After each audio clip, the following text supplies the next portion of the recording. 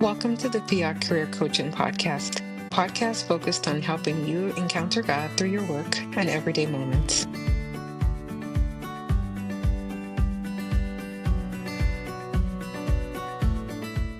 Hello, and welcome to today's episode. I am joined by Sherry Weddell. She is the co-founder as well as executive director of the Catherine of Siena Institute. And if you have not heard of this institute, you really need to check them out. They offer incredible workshops for helping people discern what their charisms are, as well as many other programs that their main focus is to draw everyone closer to the Lord. And so Sherry recently wrote a new book called Intentional Intercession and Praying Boldly with Jesus. And I really, really enjoyed this book for the reason that it's very practical and so timely for what we're experiencing in our world and just even in my own personal life. It was just a great reminder of the power of intercession and how we have the great high priest, Jesus, who is interceding for us. And so, Sherry, thank you for writing this book. Again, it just reminded me of the role that I play, that we all play in moving and bringing about the kingdom of God. And yeah, I was like putting on my army boots. I mean, not figuratively, like my spiritual boots as I was like reading it. Yeah, absolutely. I mean, exactly. I mean, that's the thing that's so exciting about all of this intercession and everything else is that we're part of a great communion of spiritual communion. All the basically all the Christians in the world, you know, Catholics, of course, but also all the others, we're united in this spiritual communion with Christ Himself. And so the fruit you bear actually changes and impacts everyone else on the planet.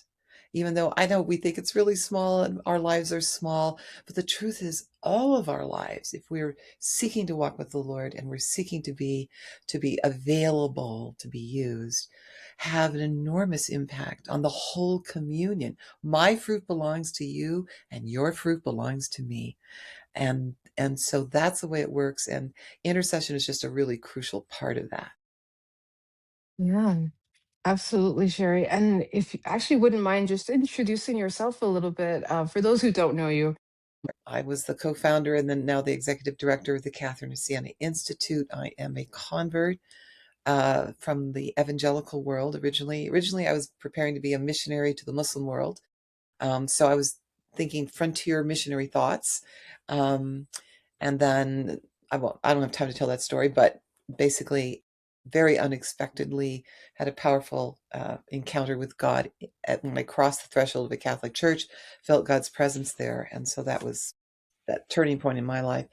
And then basically the institute we founded in Seattle originally. It was I and my then Dominican pastor, Father Michael Sweeney, together were the co-founders and just came out of our work together. And then we moved to Colorado Springs, and so which has been a really great move. And so we've worked now all over, not only about 95% of all U.S. dioceses, but then 65 dioceses outside of that all over the world. We've got called and gifted, people and teams all over the world now that we train via Zoom and all this kind of stuff. Um, and then I've done a lot of traveling. I'm just prepping. Actually, because I'll be talking about this. Is exciting. I'm going to Melbourne in a couple of weeks. Melbourne, Australia. This will be my sixth trip to Australia, but I've been to Melbourne before, but it's been a while. And so I'll be speaking.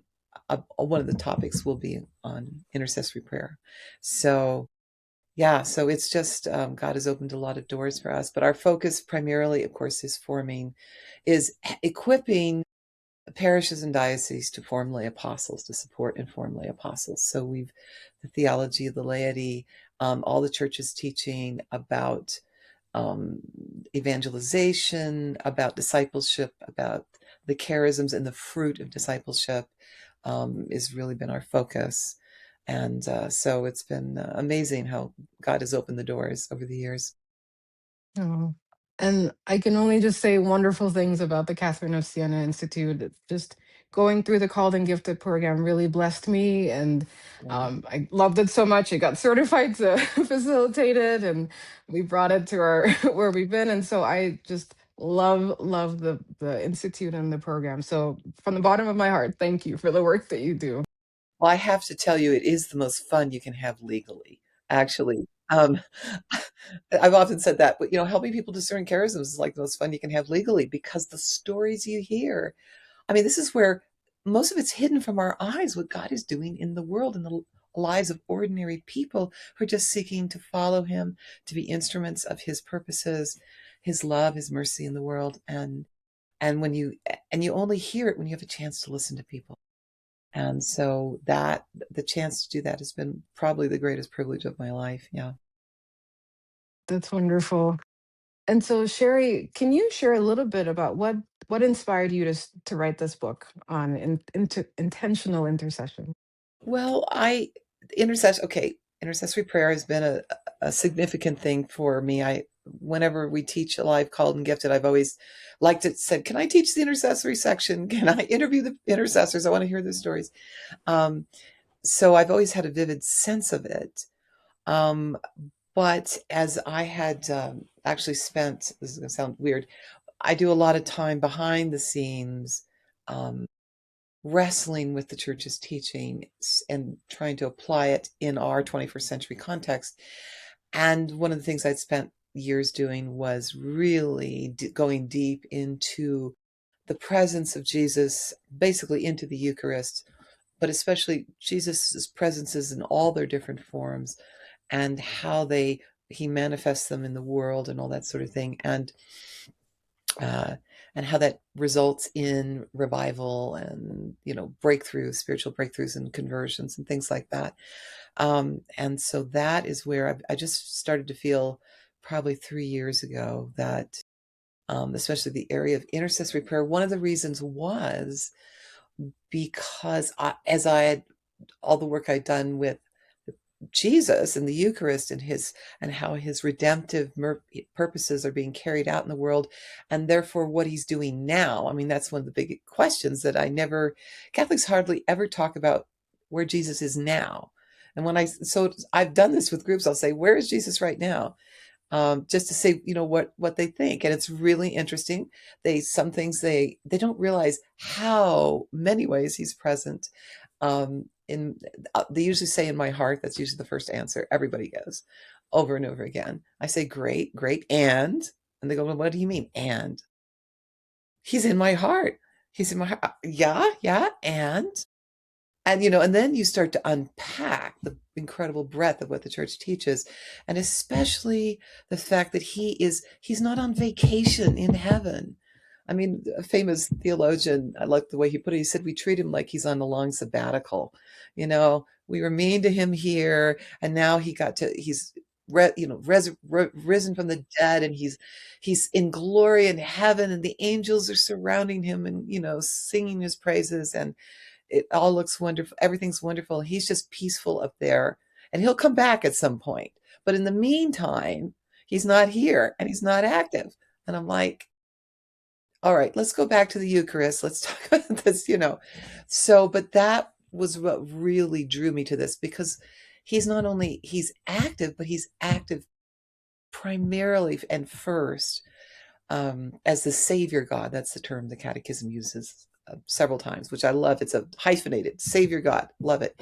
But that he is our high priest intercessor, and that is his primary work. He is continuing his own self-offering to the Father for our sake, for our salvation. And he is pouring out, his Spirit and all of the graces he won for us on the world. As I like to say, Jesus is present everywhere, everywhen, for everyone. I mean, it's literally, you cannot be God forsaken. There's no way. No human being can be God forsaken. I don't care. No place can be God forsaken on the earth. He is present everywhere. He is working everywhere. Everywhere you and I go, he is already there, there before us, and his redemptive purposes are at work, and he is interceding for us. And his intercession is really powerful. It is it is the way in which he is pouring out his graces on the world. And you and I are called to join him in that. So we don't, it's not like I'm telling him things he doesn't know about. I mean, honestly, I'm confessing here. A lot of times I have operated on the principle that God doesn't know what's going on and I need to let him know. And so, yes, so Jesus is resting in heaven in glory, and I have to interrupt his rest and say, I'm sorry, Lord, but this is going on here. And this is what you need to know, and this is what you need to do. And, so I'm directing traffic. And, that's not, in fact, what the church says, we are joining him in his intercession. We get to be real causes, but secondary causes. And that's the thing that think that is, somebody was just telling me, had another meeting yesterday, and they were really struck the whole idea that, and the church, what the church very explicitly teaches, and it's kind of hard to put into words, but basically, that he has prepared, he lives in glory. So he lives outside of time and space. You and I live in time and space. When Jesus became incarnate in Mary's womb as a human being, he entered time and space. He left eternity behind. He entered time and space, and he lived within the parameters that you and I understand now. But when he rose from the dead and ascended into heaven, he is now returned to, he's to the Father and to glory. And so he's living outside of time and space, but he is active. He's still the active center of all the redemptive work that's going on right now. And so he sees us. There's no here and there, there's no, gee, I'll call you tomorrow. We live in, we have a schedule. And if I'm calling somebody in another time zone, I'm saying, well, they're an hour behind me and all this kind of stuff. That's our world. But he sees us and everything we're doing right now, and everything every human being on the planet is doing right now in C.S. Lewis called it his eternal now. Okay. And so he's seen all this from eternity, and from eternity he is intended to accomplish certain things through our cooperative obedience to him. He doesn't need us at all, of course. He's just chosen. God created us to be free and to have a really free impact and to play really free, deliberate, if you will, being co-workers with him in real ways. But we do have to say yes to it. And so when he's seen us, he's prepared us from eternity to be instruments of his purposes and his love and his mercy and his beauty and his truth in very specific ways for all kinds of people. He sees the whole of our life, the whole of our purpose, and he is constantly inviting us into it. And as we respond to his calls and say yes, then he uses us as real secondary causes, but real causes. And intercessory prayer is part of that. And so it's really interesting. St. Augustine said that he pointed three things that it took me a while. My head like exploded when I came across it. But he says, Jesus is praying for us and on our behalf all the time, constantly, for his purposes, his kingdom to be done. But he is also praying in us and with us. And I'm like, wait a second. Wait. You're talking like you're praying in me and with me. I mean, come on. And then he's the one who answers our prayers. All three at the same time. And St. Augustine said this in many different ways. But the whole point is, yes, not only is he praying for us, which I think most of us will understand, but he is praying in us and with us, which means we are participating actively in his intercession. He is prepared. He intends to do certain things in the world through your intercession he will not be doing through mine. Okay, it's just like everything else in the charisms, for instance, and you were mentioning them, those ways we've been supernaturally empowered by God for the sake of others. These gifts of the Holy Spirit we receive at baptism, part of the whole. and they're always for other people, but there are ways that you and I can be instruments of his love and his beauty and his mercy and his healing and his truth in ways that transcend our human ability. Okay. So the charisms are part of this.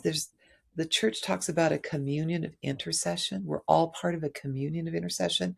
So my prayers, make somehow impact you, and your prayers somehow nourish the whole body of Christ and me. And the same is true our charisms. We are in a communion of charisms, a communion of charity. It's really that sense that every single one of us is part of this spiritual communion through which God is intentionally he's intentionally using us and has prepared us to be instruments of his purposes for very specific people and situations, many of which we don't even know yet. We haven't met them yet. They may not even have been born yet. But in God's providence, he's going to use you that way. And he's going to do things through you he will not ever be able to do through me. And he'll do things through me that, he won't do through you. But what the church is very clear about is all of our fruit, our intercession, our charisms, our charity, all of our acts of obedience nourish the entire body, okay, and are used by him and his entire redemptive purposes that he's at work, he's doing right now on earth. And you and I, a lot of it's hidden from our eyes in this life. Um, and often, you'll feel that prompting. You'll say, "Oh, pray for this," and it is intention. He wants. Why is he prompting you to pray for this? Because that's part of your purpose. He is intended to address this situation that you're praying for in response to your prayers. He doesn't need you, but he has set it up from the beginning so that he would accomplish this thing through your answer, your response to your prayers. And so that idea, I think, for a lot of people is brand new. For a lot of Catholics is brand new. In practice, as I've traveled around the Catholic world,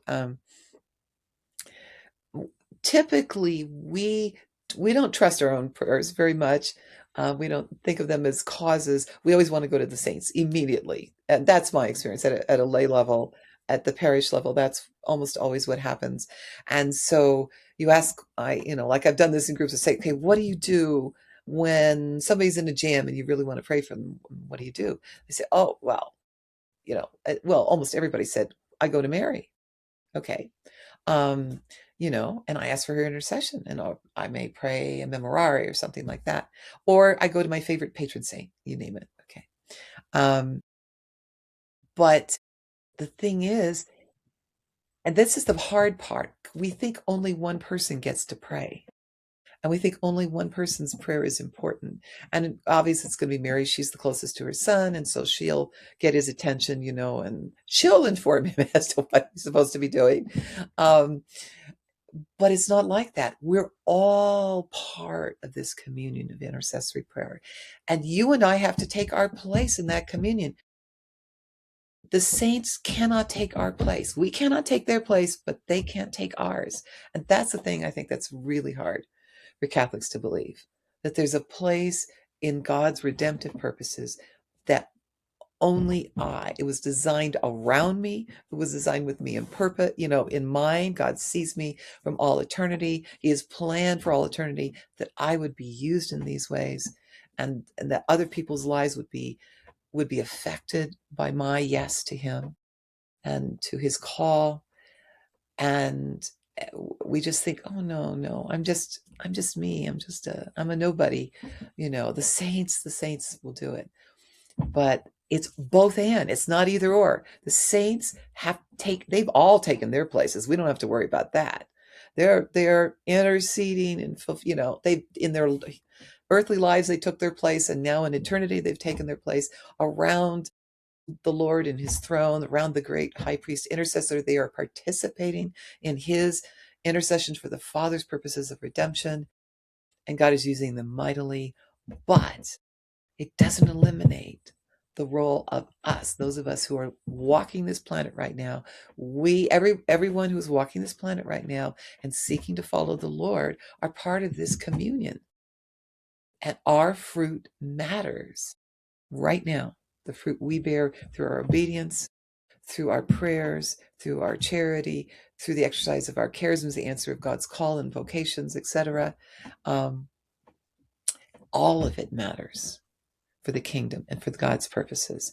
And so all this is primarily about getting our work in many ways is just trying to get regular lay people to take their place in the kingdom, in discipleship, in following the Lord as his disciple, intentional disciples in the midst of his church, but then in the kingdom, in answering God's call and vocations and using and exercising the charisms, in our intercession, in our whole lives. And the truth is, I mean, 99.97% of the entire Catholic Church are lay people, okay? Which means 99.97% of all the charisms in the church have been given to lay people, and the vocations have been given to lay people. We don't, understandably, we're very focused on the priesthood and religious life, and all of that is enormously important too, because everyone has to take their place, and that's their place.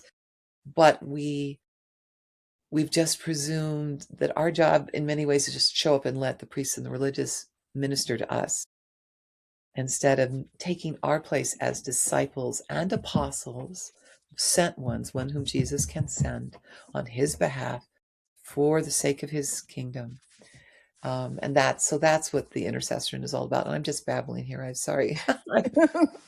No, no, it's all good things. And I just want to reiterate what you were saying and just your experience when you've asked other Catholics, what do you do in an emergency? And I realized I do the same thing. When I read it, I was like, oh my gosh, she's speaking about me. Like I I do go to like my favorite saints and say, hey, like since you're like really close to God in heaven, can you just like put in a good word for me? Basically. Which is and I was like, wait, why do I do that? I Well, am you can God's do both. beloved. You can But do I could both. do yes. But Yeah. yeah, it doesn't, but we just presume, well, not me, because I'm just a little person, and they're the ones that God will listen to, Hmm. that are really close to him. I had one woman who was really interesting who was born in Mexico City. She told me this story because I was trying to understand some cultural, cross-cultural things. And she says, oh, well, she said, here's how it works, basically.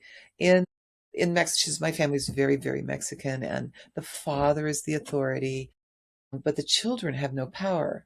And she said, not even the sons have power. She said, mom goes to dad and sweet talks him. If you want something from dad, you don't go to dad, you go to mom, and she'll sweet talk him into it. Okay. And she says, and we just sort of presume the same thing. And she says, well, we don't take Jesus serious as an intercessor because he's just a son. And I went, what?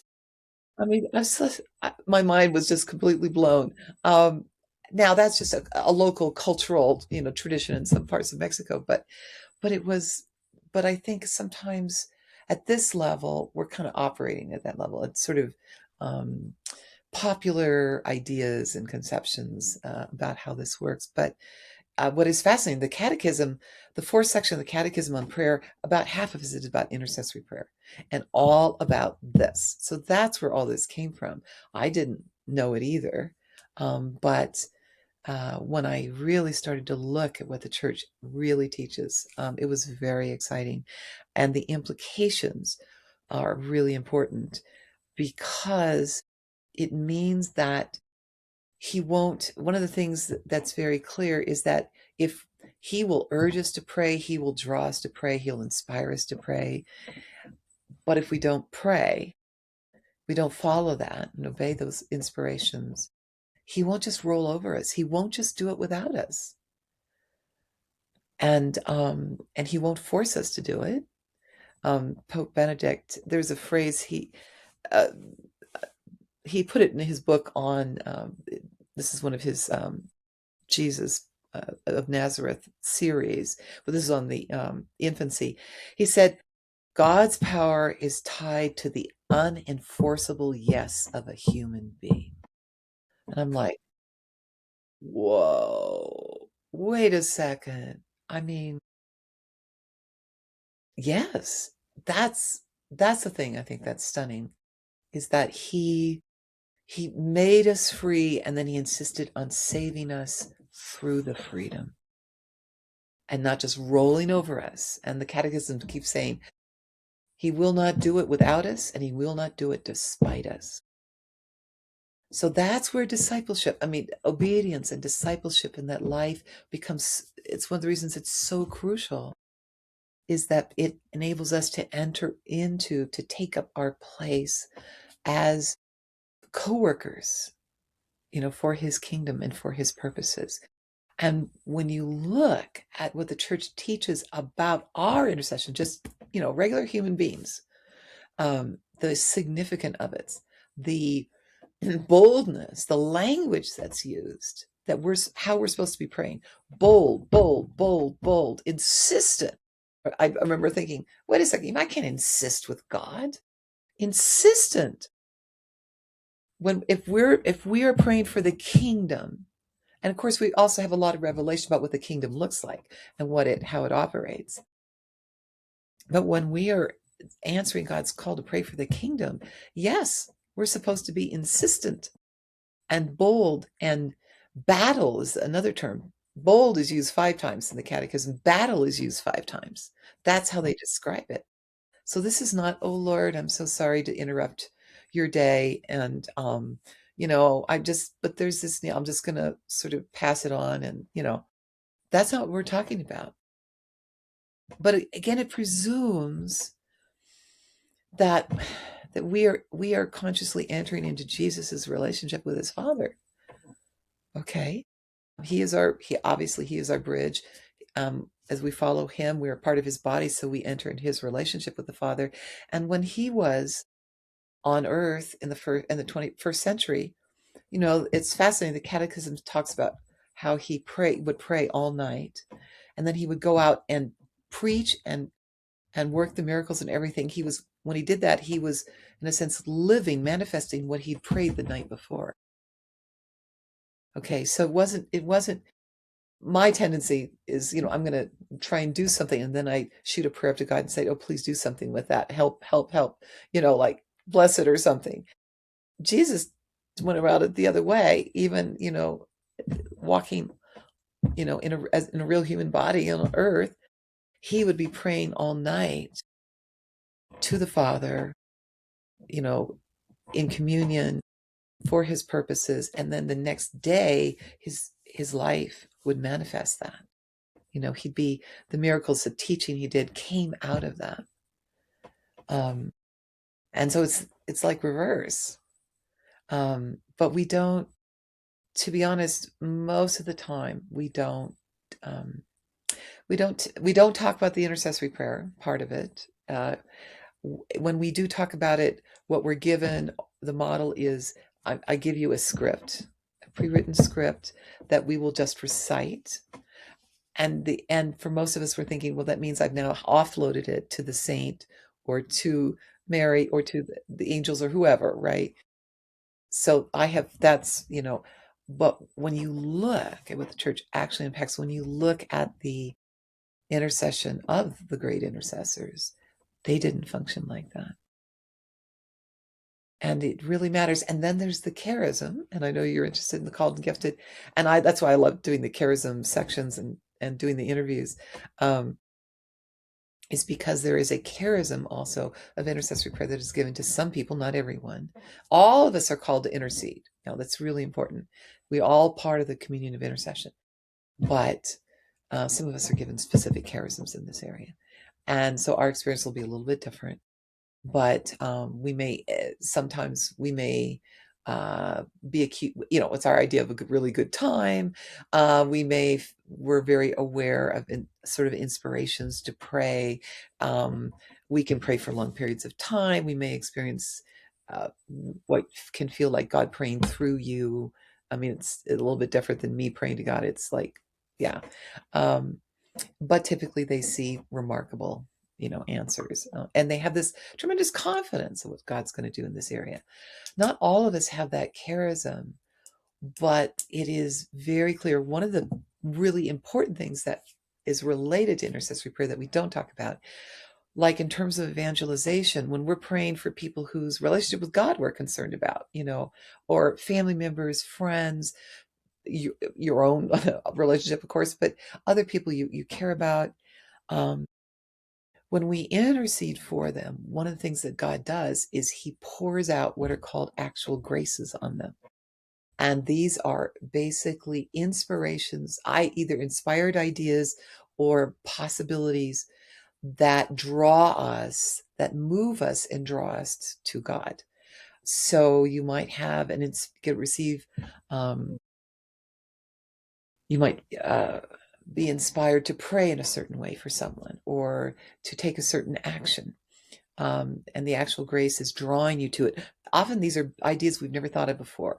So when we're seeing, we've heard all these stories about young adults entering the church recently, all the conversions. We're hearing reports from all over the US, in Britain, in France, and Australia, and different places, of people who have no Christian backgrounds, who are now no longer raised as Christians, and they're having these experiences of God where just something out of the blue, like an inspiration, came to them out of the blue, and they're going like, where'd that come from? Okay. But it was so compelling and so moving. These are what are called actual graces, and God pours them out on every human being throughout our lives. They're crucial to the process of salvation and redemption. And so he pours out these, like, whoa, compelling ideas. Something just rolled up and parked, and I'm excited, and I've never thought of it before. And it draws me into the Lord to experiment.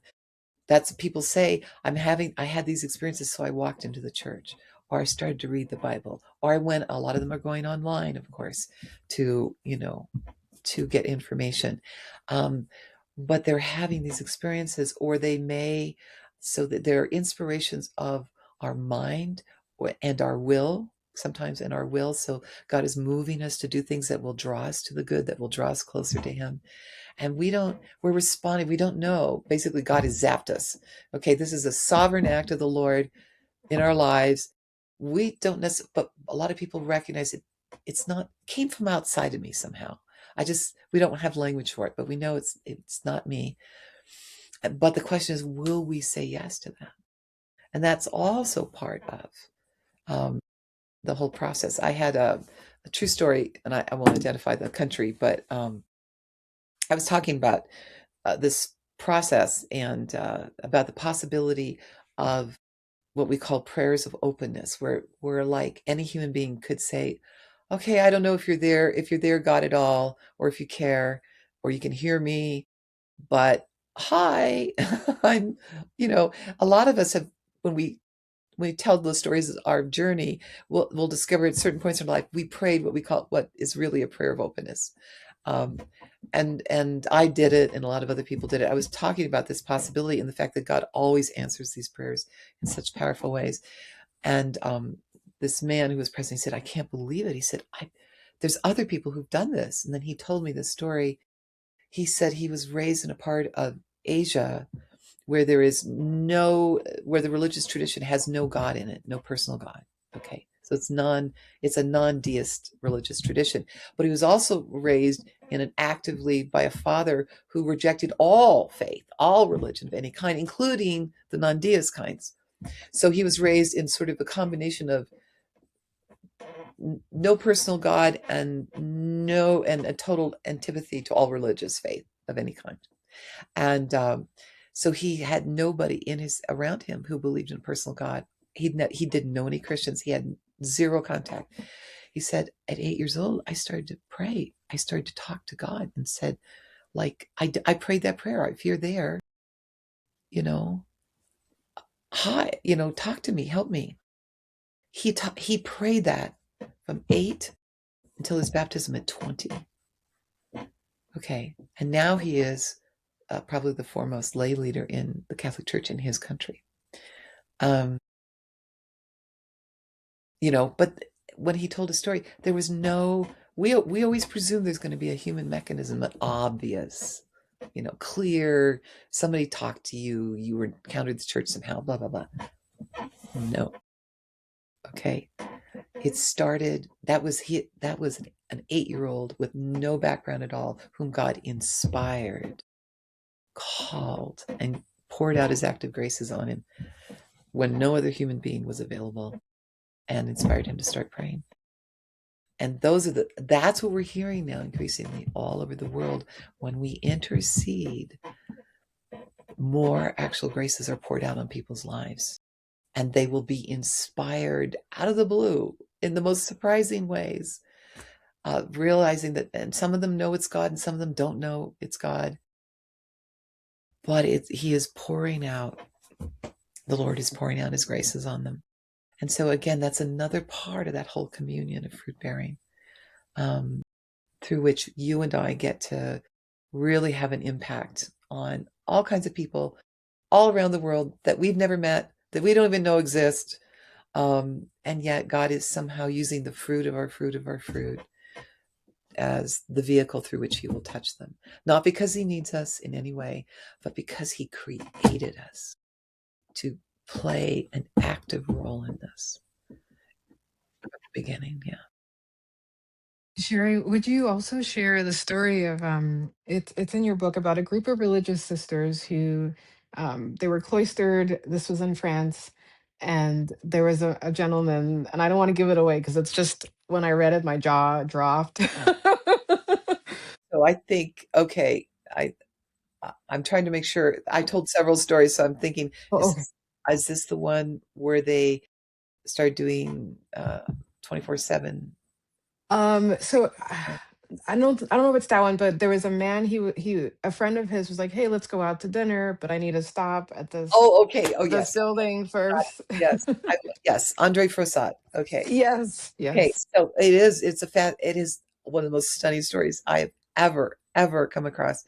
Um, in 1935, he was 20 years old. He was living in Paris, and he was the son of the president of the Communist Party of Paris, or France, actually, the whole Communist Party of France. So he grew up in the only city, the only town in France where there was no Catholic church, where, and in a environment in which atheism, absolute adamant atheism was absolutely the norm, and all religion was crap, and no God was completely, did not exist, not important, etc. So here he is, 20 years old. He's living in Paris. A friend of his who is a Catholic, a believing Catholic, had invited him out to dinner. But they were in their car, and the friend pulled over in front of a building and said, I need to run in here and do an errand for a couple of minutes, just stay and I'll be back just a little bit. And so, Andre Fossard is sitting in the car, and he's waiting.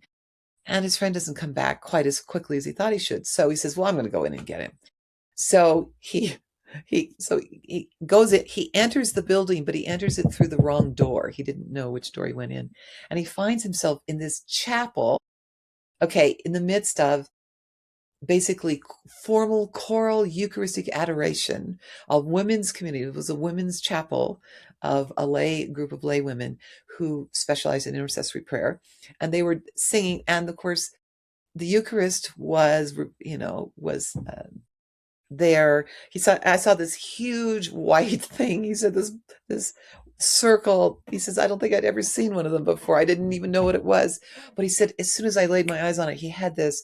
Now he himself struggles to find words for this.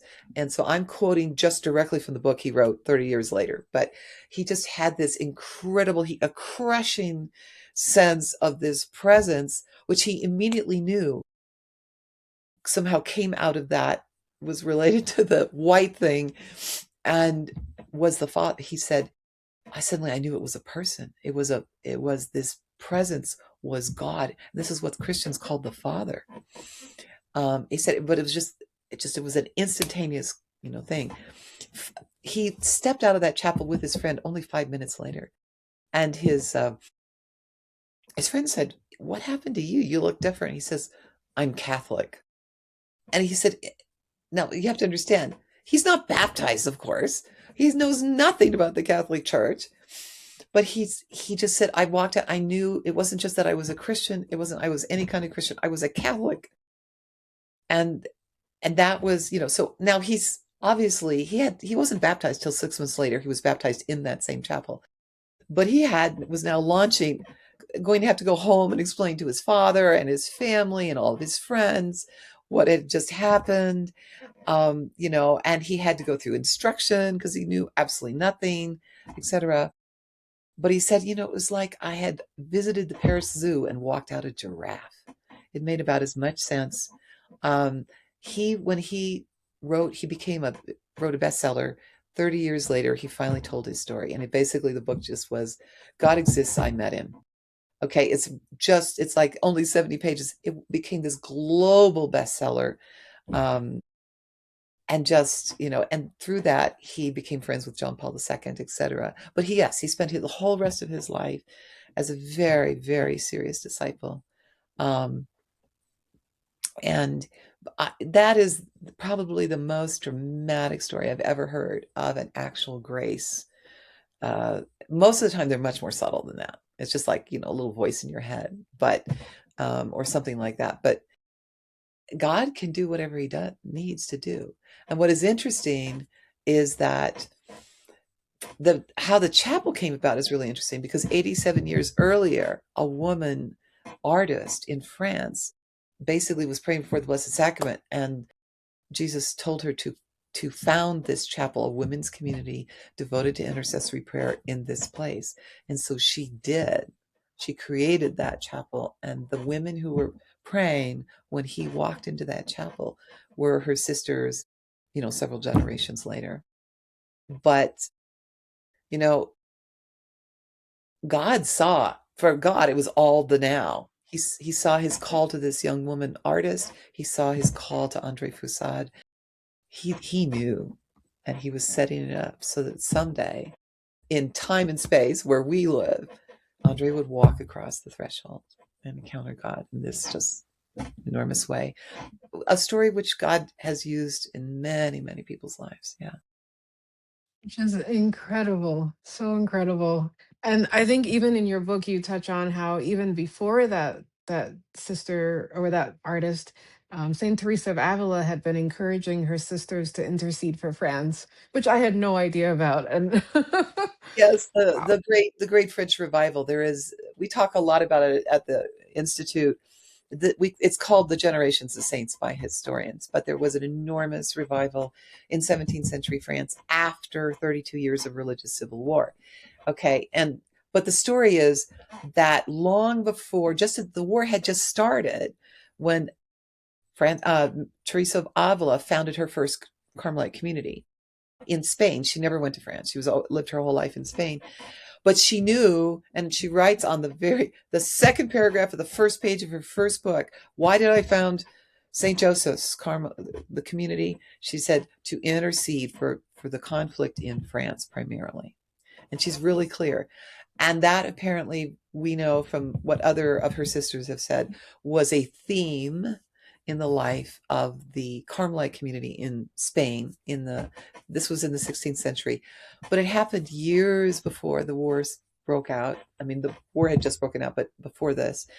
And so, what happened about in 1603, I don't know, this is like 30 some odd years later, Teresa has died. Teresa had been dead for 19 years. A young woman, a young housewife and mother, in France, was reading the first French translation of Teresa's work. And she knew, she said, she knew the solution to the problems of France and the war and all the terrible conflicts they'd lived through was intercessory prayer. And then she became aware of that, and then Teresa showed up to her. I mean, visibly, apparently, not physically, but she had a vision, but in which she saw her visibly. And Teresa said, basically, you need to bring my Carmelite sisters to Paris. And so this young woman, she was friends with a number of the leading priests and whatnot in Paris at the time. So she got the gang together and basically told them, shared this, and said, I need to discern this. I don't know. The first time around, they said, well, the king of France is at war with Spain, and he won't welcome Spaniards into France. And so they said, you need to put it aside. She said, okay. So she put it aside.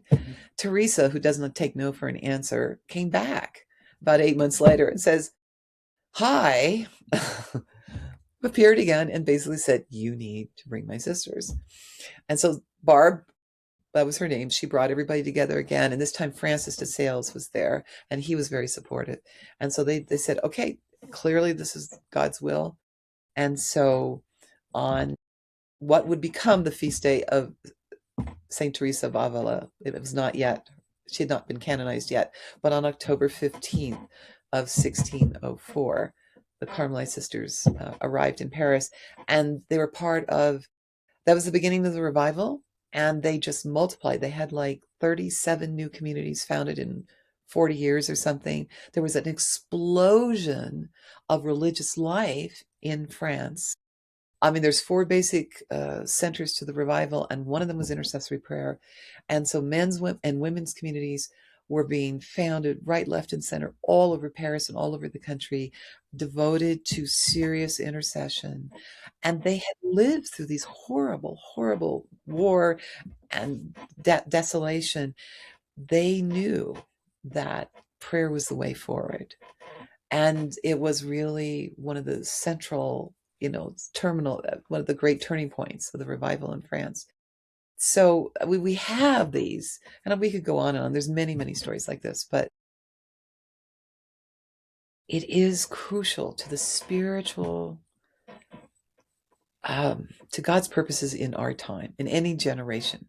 Okay, wherever you are on the planet, it doesn't. You don't have to be in the U.S. or in Europe. It can be happening anywhere. But He has intended that the fruit you and I bear as disciples who participate in the communion of intercession, as well as, the communion of charisms and charity and all of that, is going to affect the course of history. And most of it will be hidden from us in our lifetime. Now, Barb got a special visitor. Most of us cannot expect anything that dramatic. It's going to be a lot of the fruit that we bear through our obedience is hidden from us. Or maybe we see a tiny piece and we're going, oh, that's exciting. But we don't really know the long-term impact. And we won't know. We're not intended to know. He will let us know at the end, but we won't be told before that.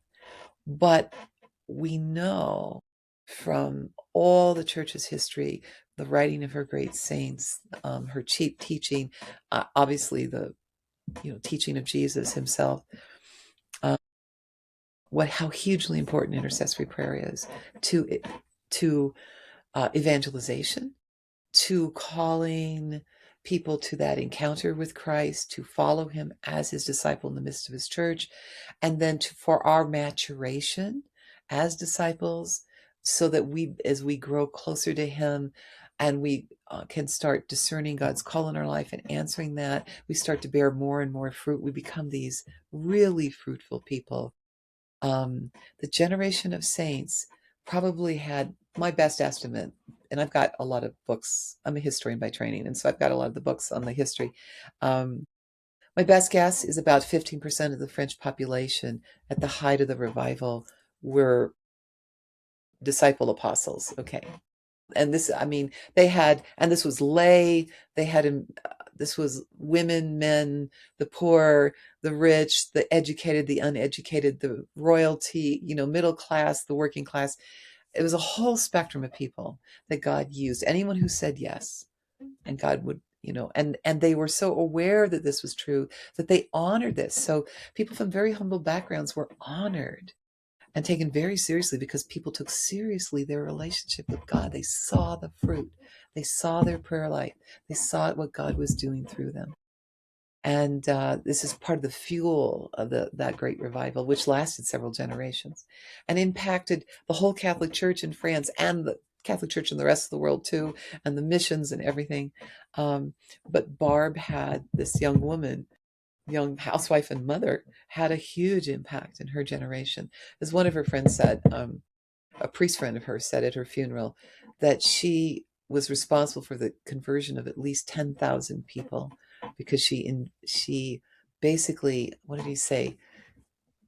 The phrase is, she sort of she pulled out, or she something, grace in lives. She just, when they encountered her, they encountered God's grace through her. And she's just one of, thousands of people who were being used by God in these extraordinary ways, which is where revival comes from. Really substantial, long-lasting, incredibly fruitful revival. My guess is they probably had about 10 times, 9 or 10 times as many disciples um, in the generation of saints than we have in the US, for instance, in the Catholic world. So, but you can see, and it doesn't have to be a majority. The impact of somebody who is answering God's call, who is really saying, yes, I want to be part of that communion of fruit bearing. Lord, what have you prepared for me to do? What are the good works you have prepared for me to do? How do you want to use me? And how can I say yes?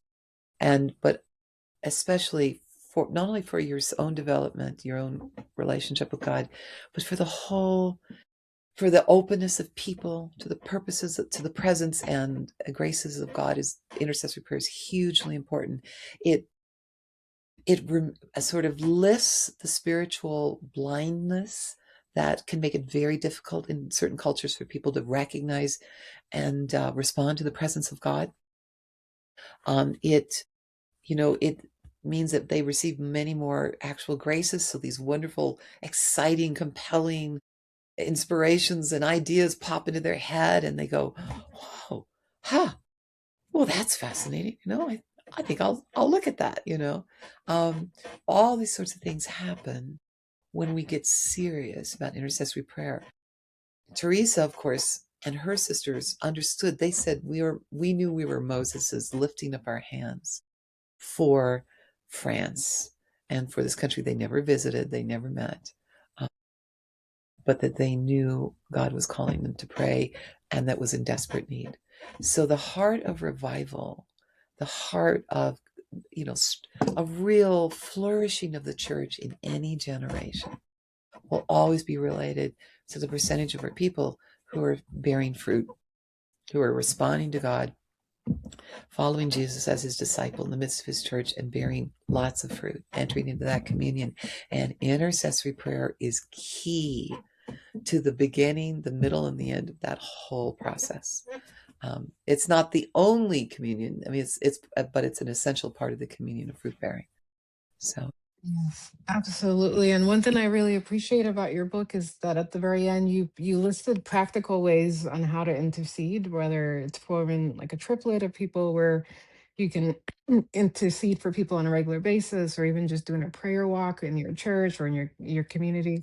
So I just highly recommend, if someone is like, yes, I want to, I want to respond to God's call, like I highly recommend read the book. And also, like, especially at the back, like, we're actually, as some group of friends and I were going to do a prayer walk are in you our really? Oh, how exciting! yes.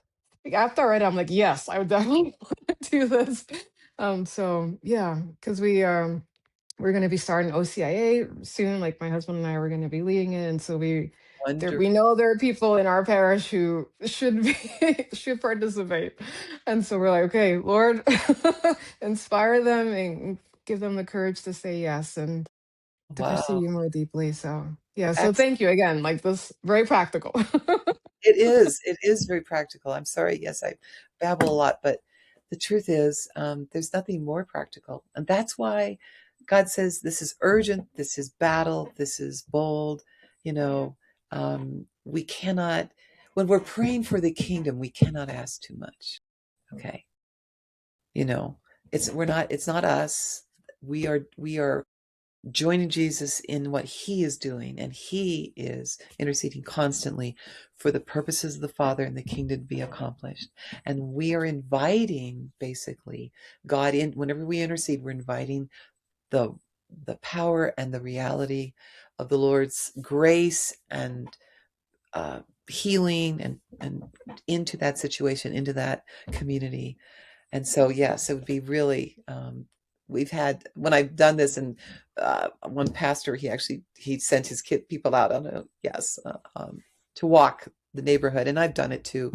We've done it in different settings, and we have seen extraordinary impacts on local parishes, neighborhoods, communities, um, and it isn't necessarily super overt. People will not necessarily be thinking, oh, miracles are occurring, but the spiritual climate changes tremendously.